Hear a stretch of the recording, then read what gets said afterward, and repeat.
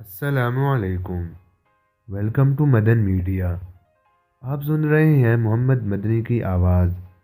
آج ہم بات کریں گے گزرے ہوئے سال کے بارے۔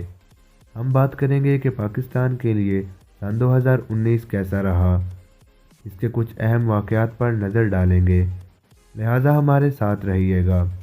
تو شروع کرتے ہیں اپنی آج کی ویڈیو۔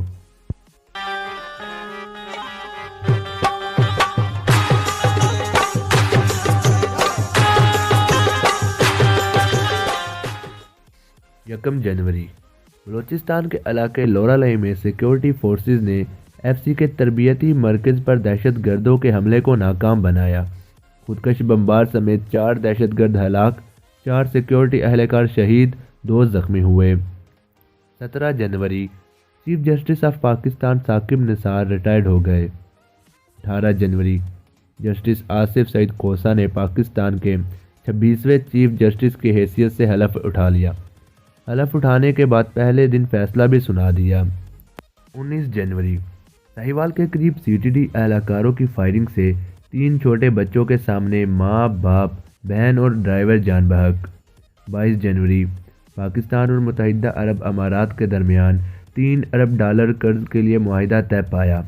24 جنوری، پاکستان نے زمین سے زمین تک مار کرنے والے بیلسٹک میزائل نصر کا کامیاب تجربہ کیا۔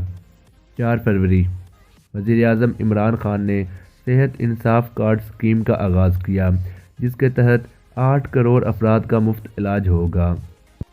27 فروری، بالا کوٹ پر بھارتی حملے کے بعد پاک فضائیہ نے 2 بھارتی جنگی طیارے مار گرائے اور بھارتی پائلٹ ابھینندن کو گرفتار کر لیا۔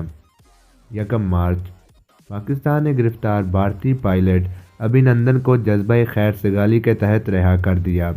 واگھا کے راستے بھارت روانہ۔ 9 مارچ، روشنیوں کے شہر کراچی میں پی ایس ایل مارچز کا افتتاح کر دیا گیا۔ 14 مارچ، خیبر پختونخوا میں ضم کرنے کے لیے قبائلی اضلاع میں پاکستان کی تاریخ میں پہلی مرتبہ ملکی عدالتی نظام نے باضابطہ طور پر کام شروع کر دیا۔ 16 مارچ، پاکستان نے بھارتی ڈرون مار گرا دیا۔ 17 مارچ، پی ایس ایل میں کوئٹہ گلیڈیٹرز نے پشاور زلمی کو 8 وکٹوں سے شکست دے کر پاکستان سپر لیگ ایڈیشن 4 کی چیمپئن بن گئی۔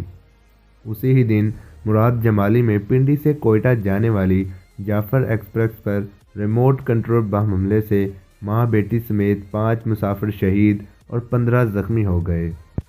21 مارچ، ملائیشیا کے وزیر اعظم ڈاکٹر مہاتیر محمد 3 روزہ دورہ پر پاکستان پہنچ گئے۔ 12 اپریل، کوئٹہ میں خودکش حملہ، 20 افراد شہید۔ 1 مئی، افغانستان سے دہشت گردوں کا باڑ لگانے والی پاکستانی فورسز پر حملہ، 3 جوان شہید، جوابی کارروائی میں کئی دہشت گرد ہلاک۔ 9 مئی، داتا دربار کے قریب خودکش دھماکے میں 5 پولیس اہلکاروں سمیت 10 افراد شہید جبکہ 30 افراد زخمی ہو گئے۔ 11 مئی، وزارت داخلہ نے کالعدم جیش محمد، جماعت الدعوہ اور فلاح انسانیت فاؤنڈیشن سے تعلق اور معاونت کے الزام میں 11 تنظیموں پر پابندی عائد کر دی۔ اسی ہی دن گوادر 5 اسٹار ہوٹل پر دہشت گردوں کا حملہ، 2 گارڈ شہید۔ جبکہ اسی ہی دن پاکستان نے ایران پر امریکی پابندیوں کے پیش نظر پاک ایران گیس پائپ لائن منصوبے پر کام جاری رکھنے سے انکار کر دیا۔ 21 مئی، ڈالر مزید مہنگا ہو کر 154 کا ہو گیا۔ 5 اگست، کشمیریوں سے اظہار یکجہتی کے لیے ملک بھر میں ریلیاں اور مظاہرے کیے گئے۔ 7 اگست، بھارتی سفیر واپس، تجارت معطل، 2 طرفہ معاملات پر نظر ثانی۔ 19 اگست، وزیر اعظم عمران خان نے chief of army staff general Qamar Javed Bajwa کو مزید 3 سال کے لیے آرمی چیف مقرر کر دیا۔ 29 اگست، پاکستان نے زمین سے زمین پر ہدف کو نشانہ بنانے کی صلاحیت رکھنے والے بیلسٹک میزائل غوری کا کامیاب تجربہ کیا۔ 4 ستمبر، سعودی اور اماراتی وزیر خارجہ کا دورہ پاکستان، کشمیر پر پاکستان کی حمایت کا اعلان۔ 7 ستمبر، پاکستان نے بھارتی صدر کی جانب سے پاکستانی فضائی حدود استعمال کرنے کی درخواست مسترد کر دی۔ 24 ستمبر، زلزلے سے آزاد کشمیر میں تباہی، میرپور میں 26 جان بحق۔ 30 ستمبر اقوام متحدہ میں پاکستان کے مستقل مندوب ملیحہ لودھی سبکدوش۔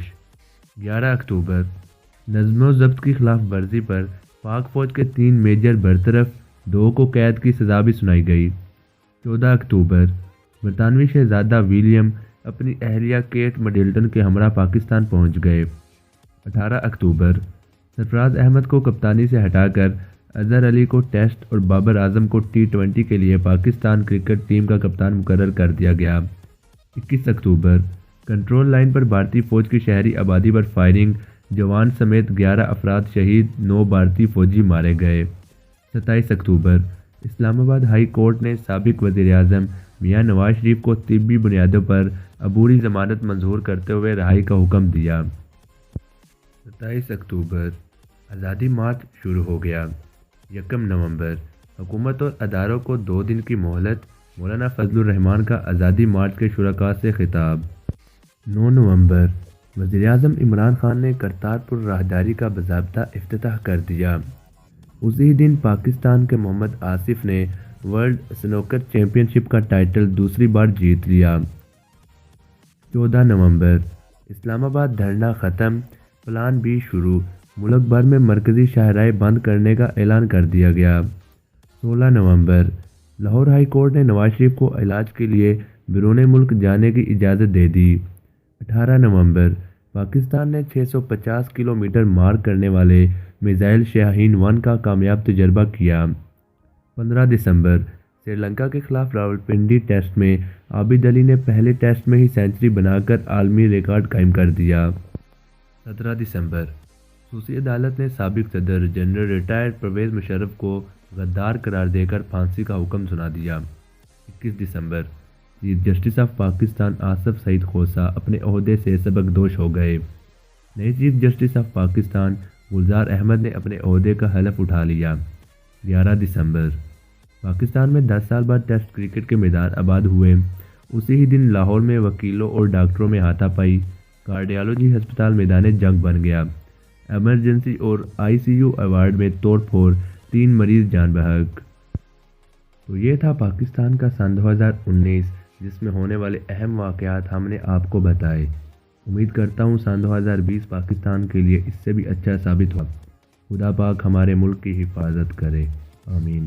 اگر آپ کو یہ ویڈیو اچھی لگی تو ویڈیو کو لائک کریں، دوسروں کے ساتھ شیئر کریں، اپنی قیمتی رائے کا اظہار کمنٹ میں کریں، چینل کو سبسکرائب کرنا نہ بھولیے گا۔ ویڈیو دیکھنے کا بہت بہت شکریہ۔ خدا حافظ۔